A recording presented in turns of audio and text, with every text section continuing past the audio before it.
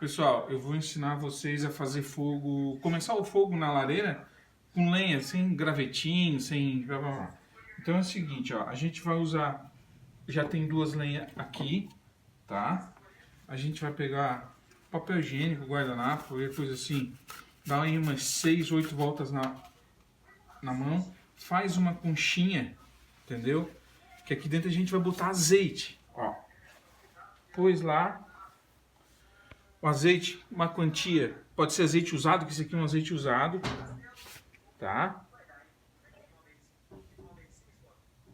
Colocou lá.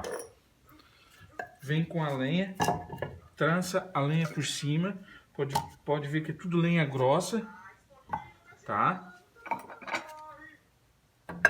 Trançou a lenha. Mostra mais perto. Ó.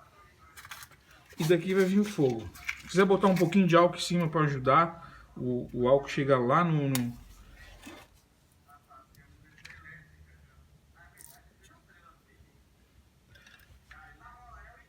E aqui começa o fogo.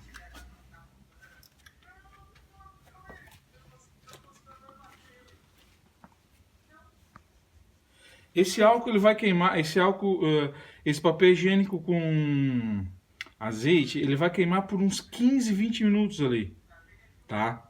Então é onde vai vir, vai dar tempo de queimar essa lenha em cima. Eu vou fazer o segundo vídeo já com o fogo mais ou menos pronto. Agora que tá, o fogo já está com mais ou menos 2 minutos, nota que o papel higiênico está queimando ali embaixo ainda com azeite e já está pegando fogo aqui em cima.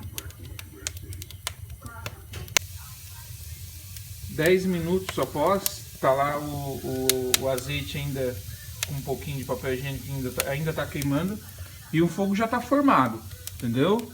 Aqui não precisa mexer, não precisa soprar, não precisa fazer mais nada. Valeu, pessoal, ficou a dica aí então, tá?